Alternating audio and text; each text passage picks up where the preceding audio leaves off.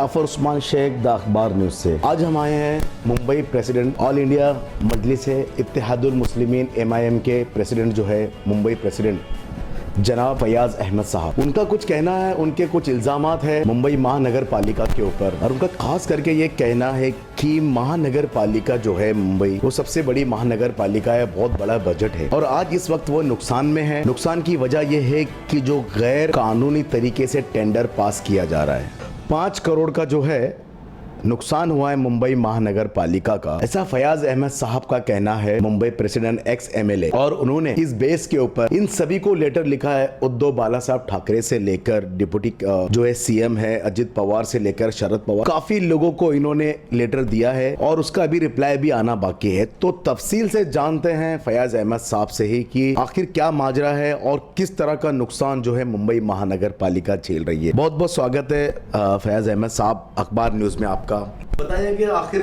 क्या मामला है और क्या माजरा है, हमारे लोग देखेंगे, ये दूर तक जाएगी जनता। देखिए, मैं इसी महीने में 18 तारीख के रोज मैंने खत लिखा। वो खत मैंने महाराष्ट्र के गवर्नर, महाराष्ट्र के मुख्यमंत्री, डिप्टी मुख्यमंत्री और म्यूनसिपल कमिश्नर को भी लिखा। मैंने एक टेंडर हुआ है 4 तारीख के रोज इसी महीने में, और उस टेंडर के अंदर मेरे हिसाब से कुछ चीजें ऐसी हुई जो कि जनता ज्यादा आहत होती है। उसमें बात ऐसी है कि इस टेंडर में 5 करोड़ का नुकसान है। स्टैंडिंग कमेटी में विषय क्रमांक 40 से चर्चा हुई, जिसका लफ्जुल-बात ये था कि जो पुराना टेंडर है उसी को कंटिन्यू किया गया। तो बात वही शुरू करता हूँ मैं। पुराने टेंडर के अंदर 2017 से लेकर 19 तक स्क्रैप का भाव 15 रुपए था, 20 लगा तो डायरेक्ट 32 रुपए हो गया। 2020 में 32 हो गया। 32 हो गया और 32 में उसने पूरे कॉरस्पॉन्डेंस पूरा किया, आपने नियम के अनुसार उसको आपने काम दिया आपने, और काम उठाकर वो आज फारिग हो गया। उसके बाद आपके पास जो है 10 मैट्रिक टन स्क्रैप और आया। उसको निकालने के लिए आपने न टेंडर कॉल किया, न निवेदन दिया, न आपने कहीं से कोई जानकारी हासिल करने की कोशिश की। कोई विज्ञापन वगैरह जैसे पेपर में होता है टेंडर के बाद? कुछ भी नहीं। जबकि 11 तारीख से लेके 2020 से लेके अभी 8 चल रहा है। 8 तारीख माने अगस्त की 8 तारीख 4 तारीख के दिन जो है उस दिन स्टैंडिंग कमेटी की मीटिंग हुई, और उस मीटिंग के अंदर जो प्रस्ताव ऊपर से आया था उस प्रस्ताव को मंजूरी दी गई। तो मेरा ये आरोप है कि जो प्रस्ताव आया था उस प्रस्ताव के ऊपर कहीं पर विचार विमर्श हुआ ही नहीं। अगर देखते प्रस्ताव को, उसमें सारी चीज़ें मालूम पड़ जाती। जितने भी आइटम थे जो 17 से लेकर 19 तक, उनके रेट डबल हो गए थे, इसका भी डबल हो गया। यानी ये कितने में दिया गया था और एक्चुअली इसका क्या रेट होना चाहिए था? 32 रुपये पर केजी, 21 रुपये। तो क्या रेट रहा भाई, और क्या रेट से यानी ये टेंडर दिया गया है और किस तरह का नुकसान जो है हमारी मुंबई महानगर पालिका को लगा है, जिसमें आम जनता का पैसा, आम जनता के जेब का पैसा गया है। इस महंगाई की मार में जो आम जनता को जो नुकसान हुआ है, कहीं ना कहीं ये किसी रसूखदार आदमी को फ़ायदा पहुंचाने के लिए, ऐसा कहना है आपका? बेशक ये सीधा मुंबई की जनता की जेब के ऊपर हमला है। और 5 करोड़ का नुकसान जो दिखाई दे रहा है वो है कि जो टेंडर इनको दिया गया, जो इनको प्रस्ताव दिया गया, जो इनको माल दिया गया, वो 32 रुपये 21 पैसे में दिया गया।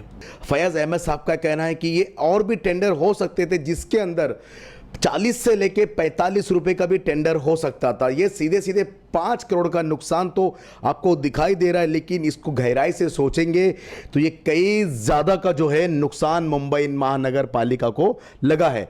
तो क्या मांग और क्या डिमांड रहेगी आपकी? देखिए, हमारी मांग ये है कि इसके ऊपर इंक्वायरी हो और इसके अंदर जो भी लोग दोषी करार दिए जाएं उसके ऊपर नियम के अनुसार कार्रवाई करें, क्योंकि हमको शंका है कि इसके अंदर भ्रष्टाचार भी है और यहाँ पे पॉलिटिकल लोगों का भी कनेक्शन इसके अंदर है। क्योंकि एक ही आदमी को बार बार आप टेंडर क्यों दे रहे हैं? जो 32 रुपये में दिया गया है उसको आपने 9 महीने 10 महीने के बाद दोबारा टेंडर क्यों दिया? आपके पास वक्त भी था, समय भी था। ऐसा अमूमन होता है क्या? मतलब सेम उसी को टेंडर दिया जाए, या फिर ऐसी कोई प्रक्रिया है मुंबई महानगर पालिका? मुंबई महानगर पालिका जो है ये पब्लिक की प्रॉपर्टी है और जनता के टैक्स से चलती है। जनता को ज़्यादा फ़ायदा पहुंचना चाहिए। और जनता को फ़ायदे बजाय उल्टा नुकसान पहुंच रहा है। आज की तारीख में ये नहीं बताया गया है कि जो माल कटिंग करके लाया गया रखा गया उसमें खर्च कितना हुआ।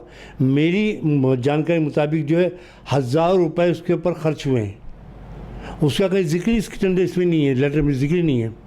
डायरेक्ट टेंडर की बात की गई है और टेंडर में ये भी लिखा गया है कि हमको लगता है कि ये भाव आज के दौर में सही है, इसके लिए हम टेंडर उसको दे रहे हैं। तो आप कौन होते हो दाम तय करने वाले?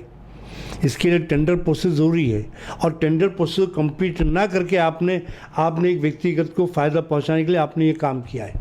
इसके लिए मेरा आरोप यह है कि इसके ऊपर इंक्वायरी हो और जो शख्स भी दोषी करार दे उसके ऊपर नियम अनुसार कार्रवाई करें आप।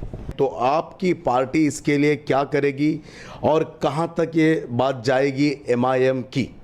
देखिए, हमारी पार्टी के सामने ये पूरा प्रक्रिया आई है। हम अपने तय वचनबद्ध हैं। जहाँ भी करप्शन देखेंगे, देश के हित की बात के खिलाफ कोई काम होगा, बेशक हम उसके खिलाफ कार्रवाई करेंगे। 2 नगर सेवक आपके हैं एमआईएम के, क्या ये आवाज़ उठाए इन्होंने कॉरपोरेशन के अंदर, या फिर किस तरह का ये पब्लिक में आप ये जाओगे बताओगे, या फिर इसके लिए कोई आंदोलन होगा, या सिर्फ इस तरह की ही लेटरबाजी होगी और ये बात ख़त्म हो जाएगी? देखिए, लेटरबाजी भी होना ज़रूरी है ये, क्योंकि प्रक्रिया का हिस्सा ही है। हमारा फ़र्ज़ बनता है जितने भी उच्च अधिकारी हैं, जो भी पॉलिटिकल लोग हैं और जिनको हम समझते हैं कि वो न्याय दे सकते हैं, उनको लिख के हमने दिया है। अगर ये बात नहीं मानी जाएगी, ये मैं लेटर बता दूं हमारे कैमरे पे लोगों को कि ये काफ़ी लोगों को लेटर भेजा गया है फयाज़ अहमद साहब ने जो है एमआईएम की तरफ से, और ये लेटर का अभी तक कोई रिवर्ट या कोई रिप्लाई अभी तक कोई जवाब नहीं आया। लेकिन मुझको उम्मीद है कि जो म्यूनसिपल कमिश्नर साहब, उनके पास पत्र मैंने भेजा है, वो इसके ऊपर न्याय करेंगे। इसके अंदर आपने लिखा है कि मुलुंड से लेकर जो है मुंबई यानी ईस्ट वेस्ट जहाँ तक भी है, इसको जो कलेक्शन करने में जो खर्चा मुंबई महानगर पालिका को आया होगा, इसका कुछ अंदाजा है ट्रांसपोर्टेशन का? आपको ये बता सकते हैं हमारे दर्शकों को कितना है? अभी उसका मुझको सही अंदाज़ा नहीं है, लेकिन मेरे अंदाजे के मुताबिक ये कम से कम करोड़ों में जाएगा, खर्चा ही जाएगा। उसका कहीं पर भी नोंद नहीं है। कम से कम उनको नोंद करके ये बताना चाहिए था कि इतने पैसे खर्च हुए हैं। मैं आरटीआई कल डाल रहा हूँ उसके ऊपर में, और उसकी जानकारी हासिल करके आपको बताऊंगा कितने पैसे खर्च हुए अब तक। यानी अंधाधुंध खर्चा इसका दिखाई दे रहा है। जिस तरह से फयाज़ अहमद साहब बता रहे हैं, ये खर्चा कोई छोटा मोटा खर्चा नहीं होता है। मुंबई महानगर पालिका ईस्ट और वेस्ट की बात कर रहे हैं, ये बहुत बड़ा खर्चा है, और ये खर्चा जो सीधे सीधे असर जो है आम नागरिक के जेब में जाता है और उनसे ही वसूले जाता है। मुंबई के अंदर कई जगह पे गड्ढे खुदे हुए हैं, कई जगह पे ऐसे काम हैं जो लोगों को परेशानी का सबब बना हुआ है। एमआईएम किस तरह से स्टैंड लेंगी, और ये लेटर प्रक्रिया के बाद आपका किस तरह से स्ट्रॉन्ग आंदोलन या फिर और किस तरह से, ये जानना चाहते हैं। शहर में कोविड चल रहा है, इसके लिए आंदोलन करना मुश्किल है, और गवर्नमेंट की गाइडलाइंस भी है, उसका हम सम्मान करते हैं। लेकिन कोर्ट के दरवाजे खुल चुके हैं, हम कोर्ट का दरवाज़ा खटखटाएंगे। अगर हमको न्याय नहीं से यहाँ से मिला तो डेफिनेटली हम कोर्ट में जाएंगे, कोर्ट में हमको न्याय मिलेगा इसके। तो इनका कहना है कि कोविड चल रहा है, आंदोलन तो नहीं हो सकता है, लेकिन आपके नगर सेवा के आने वाले महानगर पालिका का इलेक्शन है, उसको मद्देनज़र देखते हुए रखते हुए किस तरह का प्लानिंग रहेगा, स्ट्रेटजी क्या रहेगी आपकी? देखिए, बम्बई का मैं अध्यक्ष हूँ, मैं मेरे साथ ही 2 नगर सेवक हैं। मुद्दा मैंने उठाया है, मतलब उन्होंने भी उठाया मुद्दा। ये उनको किसी भी कमेटी में जगह नहीं मिली है, वो एक सदस्य के तौर पर काम करते हैं वहाँ पर। आज मैंने मुद्दा उठाया, मतलब उन्होंने मुद्दा उठाया। ये तो हमको इस बात को यकीन दिलाता हूँ आपको कि पूरी एमआईएम पार्टी मुंबई शहर की इंशाअल्लाह, अल्लाह ने चाहा, हम सब एक साथ में रहेंगे, उसके खिलाफ लड़ेंगे हम लोग। और इस नुकसान की भरपाई तो करनी पड़ेगी नगर पालिका के लोगों को। एमआईएम पार्टी पीछे हटने वाली नहीं है। इस मामले को पकड़ लिया हमने, और ये भ्रष्टाचार की बुनियाद है। स्टैंडिंग कमेटी में जो लोग बैठे उन पर कार्रवाई होगी इंशाल्लाह, लेकिन इसके ऊपर इंक्वायरी पहले हो, बाद में कार्रवाई करेंगे हम लोग। यानी एमआईएम जो इसका स्टैंड लेंगे, कि इनका जैसा कहना है कि इतनी घाई क्यों मची थी स्थायी समिति को, स्टैंडिंग कमेटी को ये प्रस्ताव क्यों इतनी अफरा तफरी में पास किया गया, जैसे कि 5 करोड़ का नुकसान जो हो गया है उसको गरीबों का नुकसान हुआ है। ये भ्रष्टाचार की बुनियाद है ये, और ये स्टैंडिंग कमेटी के अंदर जो है लापरवाही का सबसे बड़ा नमूना है ये। स्टैंडिंग कमेटी जो मुंबई महानगर पालिका की स्टैंडिंग कमेटी है, और मुंबई महानगर पालिका जो है पब्लिक के पैसे से चलती है। नगर पालिका पब्लिक की है और पब्लिक उसकी मालिक है। इसके पैसे की इस तरह से बर्बादी करना गलत बात है। और स्टैंडिंग कमेटी ने बाकायदा तौर पे सोचे समझे मंसूबे के तहत उसने ये टेंडर को पास किया है, ये प्रस्ताव को पास किया है।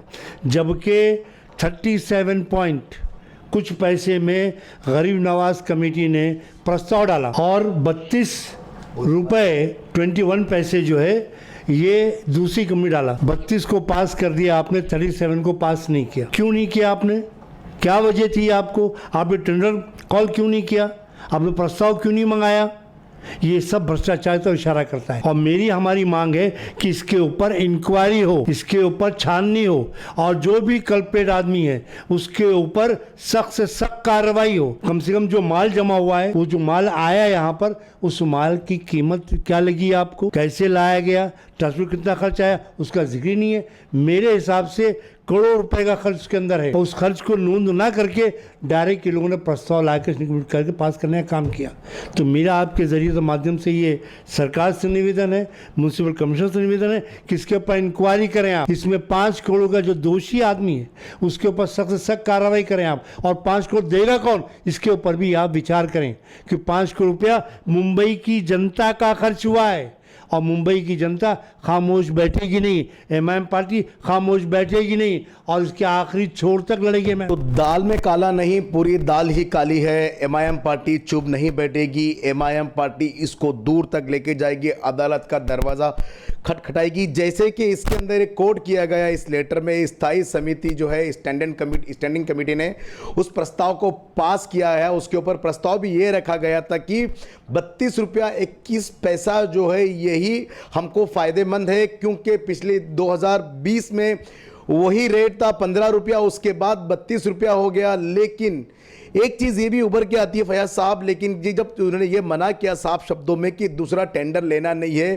तो जो केजीएन है गरीब नवाज कॉरपोरेशन का, वो कहाँ से निकल आया? मेरा भाई देखिए, जब आप टेंडर कॉल नहीं किया, आपने प्रस्ताव डाला नहीं, स्टैंडिंग डायरेक्ट आकर वहाँ से पास होता है, तो पास में मालूम पड़ा इनको इतने में पास हुआ, उन्होंने डाला अपना प्रस्ताव डाला। मेरा भाई जब टेंडर हुआ ही नहीं तो 37 रुपया आया कहाँ से? 37 पैसा इसके लिए आया मेरा भाई कि टेंडर हुआ नहीं, टेंडर कॉल नहीं किया गया, निवेदन मांगा नहीं गया, तो इनके पास कहाँ से आ गया? ये पुराने रिकॉर्ड को ही लेके लोगों ने किया है। तो जो ये गरीब नवाज कमेटी है, इससे 37 पॉइंट उसके ऊपर कोट किया अपना। यानी ये तो जांच का विषय भी है, कहीं ना कहीं जो है स्टैंडिंग कमेटी ने उसको पास किया। ये इनका कहना है कि दाल में काला नहीं, दाल पूरी काली है, इस पे जांच भी होगी। हम भी जो है मुंबई महानगर पालिका से कांटेक्ट करने की कोशिश करेंगे, उनका भी ओपिनियन जानेंगे इस मामले में कि कितनी बड़ी धोखाधड़ी हुई है आम जनता के साथ। मुंबई महानगर पालिका की जो जनता है, जो यहाँ की मुंबई की जनता जो अपने पैसे से यहाँ की मदद करती है कॉरपोरेशन को, उसी का पैसा लूट लिया गया है, खा लिया गया है, ऐसा कहना है फैयाज अहमद साहब का। तो बहुत बहुत शुक्रिया फैयाज भाई आपका अखबार न्यूज़ से बात करने के लिए। तो मैं हूँ जाफर उस्मान शेख, द अखबार न्यूज़ से।